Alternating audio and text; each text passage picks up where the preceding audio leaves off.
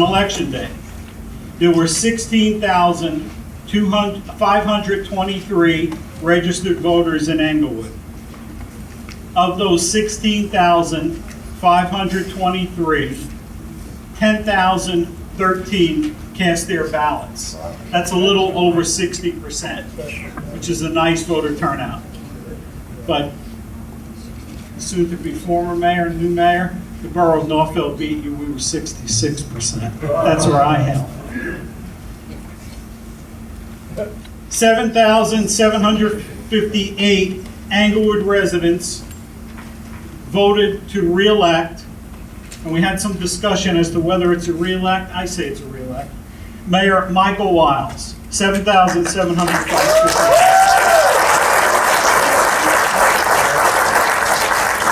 And for those of you who are numbers people, the mayor won significantly by 6,470 votes. That's a landslide in my book. We don't have that amount of people in our town. 6,916 voted to re-elect my friend Charles Cobb as councilman at large. And why this occurred is not because they're handsome guys with nice personalities. It's because they always do the right thing for the people of Englewood. They are true public servants. I hereby proudly certify the re-elections of Mayor Wiles and Councilman Charles Cobb to the Englewood governing body. Can you please join me for Shall we pray? Lord, this is the day that you have created, and we give you thanks and praise. We ask now your choicest blessings, wisdom upon our leadership. In your name we do pray. Amen. Amen.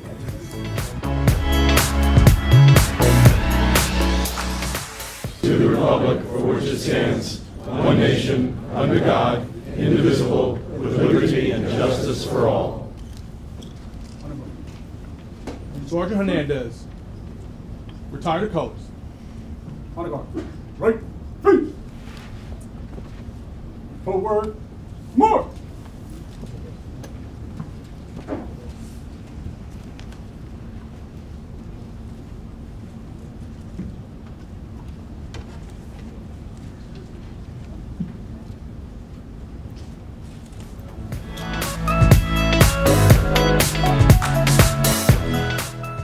I'm honored to be here tonight. Michael invited me, and it's a real thrill to be here with you and Amy and your family. Michael has served with distinction as a couple of terms as mayor already. Before that, as member of council. He comes to this with a rich history of public service, as well as a deep and rich legacy and history in his private practice. And it's not just any private practice. He touches a lot of the nerve centers of a lot of the debates and realities in our state and in our country right now. So for all of the above reasons, I'm incredibly honored to be here tonight. It's a particular thrill, Michael, to have the honor to swear you in. God bless you all, and thank you so much for having me. I state your name. I, Michael Wiles, Do hereby swear do hereby affirm that I will support the Constitution that I will support the Constitution of the United States of the United States and the Constitution and the Constitution of the State of New Jersey, of the great state of New Jersey, and that I will bear true faith and that I will bear true faith and allegiance to the same and allegiance to the same and to the governments established and to the governments established in the United in States the United States and in this state, and in this state, under the authority of the people under the authority of the people of the City of Englewood. of the city of Englewood. Further, I do affirm I do affirm that I will faithfully, that I will faithfully, impartially, impartially, and justly perform and justly perform all the duties of the position all the duties of the position of mayor of mayor according to the best of my ability. according to the best of my ability. Congratulations, Mayor. Thank you.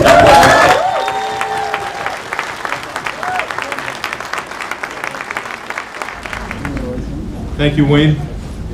Ladies and gentlemen, I would like to also acknowledge the presence of Ms. Dana White. Until 4 days ago was the chief Pentagon spokesperson for our great country. Thank you. Ladies and gentlemen, it's a true honor to stand or to sit before you today, once again as mayor of this great city.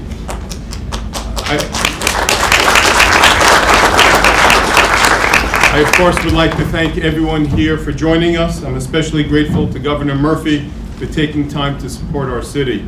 Congratulations to Councilman Cobb and his family upon his re-election, and thank you to all the City Council, the staff at City Hall, and everybody for collaborating with me, the residents, my family, well-wishers, and lending your trust and support. It means all for me to see you here as well. A potpourri of our clients, my law students, people from the community, and mayors and clergy from neighboring towns. As the governor so eloquently stated, it is a snapshot from this vantage point of the best of the city and nation. Amen. The community has given my family so much. My wonderful wife, Amy. I actually immigrated here with her, a stalwart and constant presence in my campaign. We raised our children among those beautiful trees that make our city's namesake so meaningful. We grew here together as a family amongst the incredible diversity that makes Englewood so special, and I had the privilege to serve my neighbors first for 2 terms on the city council, then 2 terms as mayor. I left the office to tend to my business and to my family with the daily joy of practicing law by my father, Leon Wild's side, his mother's side. Together, we've been able to help navigate the complex, challenging world of our immigration system, but I had the obligations at home and a growing family that, in fact, wanted to see their dad. It was my little one who I sat with the last time I was sworn with a pacifier in her mouth, who said, "Daddy, take your shoes off." So I said, "Why, sweetheart?" She goes, "If you take your shoes, you can't run for mayor, and you'll spend some time with me." And I got out. That was the secret that I never shared. The previous 9 years have been a blessing. I would not trade for anything, but last year I came to a realization that my business and family, thank God, were in good stead, that I had the obligation to once again explore devoting myself to public service. We launched our campaign in March with a small group of neighbors and residents, even some political adversaries, sitting around my dining room table talking about what our community needed. The financial challenges we are facing are well documented, and were certainly the impetus for me to get back into the ring. But beyond that, I felt a lack of direction that I thought our city needed to address fresh ideas and new leadership. I saw vacant storefronts in a vibrant downtown, with retail businesses shuttering due to changed consumer behaviors and high costs. It is an imperative, not just a financial but a moral one, to stabilize our taxes, improve our services so that no one gets priced out of living in this beautiful city. I saw the lack of options and activities for our children, especially in the African American and Hispanic communities, where resources are scarce and support for the schools and city are more needed.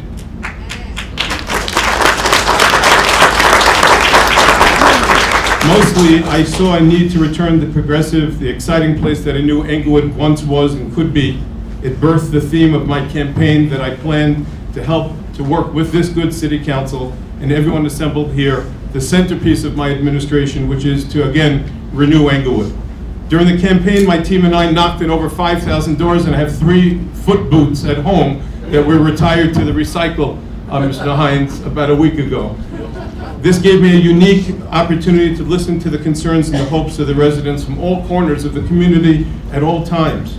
From infrastructure issues, neighborhood flooding and traffic, to concerns about property taxes and affordable housing, to a need for more services for our children and seniors, there is much work to be done, and I'm excited to begin that this evening. As my first action as mayor, I will nominate a diverse, experienced, and caring group of Englewood residents to various boards and commissions that help shape our success in our government. Some of these people supported me politically, others didn't. They were chosen because of their passion for this public service and the expertise that they have in our community in taking us forward. We have identified qualified individuals for our planning board, our zoning boards, that will be an investment and energy into our city, and I humbly ask that the City Council confirm these appointments and let us work to renew our city. I also empaneled a new body, the Mayor's Cultural Affairs Committee, in areas like arts and entertainment, clergy, commemorative, community engagement, economic and wellness, so that more new voices can bring their talents and ideas to the community. I'm excited to see what these leaders and citizens can do with this opportunity. The first meeting is January 27th at our special library. In order to live up to the promise of renewing Englewood, I believe we need to start in the heart of our community in the downtown. This is once a bustling stretch of local shops and the envy of Bergen County. We were in every magazine in 1 month in the state of New Jersey. We are not in any one of them in the last few years. But it has become stagnant and been hurt because of the online shopping that is changing the nature of retail. We must be innovative to confront these challenges, and I believe the way forward is to encourage new residential and commercial development in our town, to create extra cash flow for residents and for owners that will bring new residents to our city, that will patronize our businesses while protecting the character of our existing residential corridors, bringing needed tax revenue to make sure that our financial house is in order. At the same time, we need to use land use zoning approaches to encourage businesses. We should be working to bring in a movie theater to our downtown, along with new concepts like esports and other experiential businesses, so people will make an afternoon or a day in our beautiful city that will draw pedestrian traffic to our restaurants and cafes. This will be a top priority, and I will work with the establishment and the institutions and the conventional leaders in this way. I will not thwart their efforts. While we work to address our downtown, we also must look to the most vulnerable residents, our seniors and children. When I last served as mayor, I came to the realization that for so many low-income residents, especially single mothers and seniors, the city had a familial obligation. Yes, it's as if we are an extra family member to provide programs, activities, and support to thrive. We had many excellent programs, and I will expand and work with the council to make sure that every person is in truth represented, that we will have that major missing piece that everybody in all 4 wards was heart-wrenching wanting, widows and widowers who cannot get to the age-friendly sites that we have because we have poor infrastructure. We had a trolley when I left here last. A community center, ladies and gentlemen, for our children and our seniors, and I pledge tonight to make that a dream a reality sooner than later. I look forward to working with the governor and our partners in state and federal government to finally get some progress on light rail, confront the short-sightedness of playing a power plant in our backyard, and meet the hospital to work with one of our major employers, a driver of economic development in our community. During my transition period for the last few months, I've held meetings throughout the city. This week, I hit the schools. I will hit the churches and the shuls. Sorry, Rabbi, I've been busy. I will be a transparent mayor. This, I promise you. We will bring everything that the new technology affords us with social media, coffee with the mayor, residence days, gallery walks. I need help, ladies and gentlemen, and I want to help shine this beautiful diamond in the rough. I have a great deal of respect for all my predecessors, as Mayor Frank Huddle, who served with distinction and professionalism, to the leaders of the past who helped build our city, like Mayor Don Aronson, Steve Rothman, Sandra Greenberg, and others. There are some people that I'd like to note that are here who are very special, and then a very special person who is no longer with us. One of those leaders is not here, and that is Mayor Paul Fader, my predecessor, who passed away tragically last year. I ask that we just have a moment of silence. Paul was my immediate predecessor. I learned so much about how to manage the city and get things done from him, and I know that we will honor his legacy with our own commitment to the future of this great city. I want to thank my family, most of whom are sniffling and have high fever. My children, Raquel and Arye, Josh and Vicky, Lauren, Ruth, and Jacqueline, who are now all grown up, making us so proud. My brother, Rabbi Mark Wilds, my in-laws, Susan and Robert Messer, my dad's wife, Alice, my sister-in-law, Jill, and my father, who I love and respect so much. My team, both at my law firm and my campaign, who are dedicated to working hard for causes, are to be thanked for dedicating and allowing me the time. My supporters, especially Doug Byrne, Lisa Wasatsky, Ken Rosenzweig, Matt Cawthon, and scores of others who volunteered their time to make our campaign a success. Special thank you to Chris Gagliardi, Anita Snyderman, Manny Barrientos, RJ Clemore, Ryan Yacko, Justin Shoham, Wendy Martinez. Where's Wendy? Okay, she escaped. Phil Swabinski and Victor Mendez and Grant Ludmere. The leaders of faith in our community mean so much to me as well. Pastor Taylor, I thank you for our relationship and for the source of counsel. I value that so highly. Finally, I'd like to take a moment, especially again, to thank my wife, Amy. It's not an exaggeration to say that I would not be sitting here without her. That goes far beyond simply supporting me in a campaign. She worked by my side, putting in hours of not only being my rock, my best friend. I couldn't live without her, let alone sit as your mayor. F. Scott Fitzgerald, Chairman Curry, I can't tell you how thoughtful it was that you came personally. He is the lead Democrat in the state of New Jersey. He has 500+ mayors to pay visits to. It's a big feather on Englewood's cap.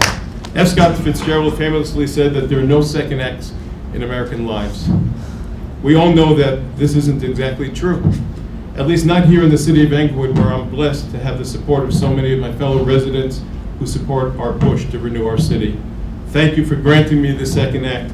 I will work hard to live up to the public trust you have placed in me. Thank you, Mr. President.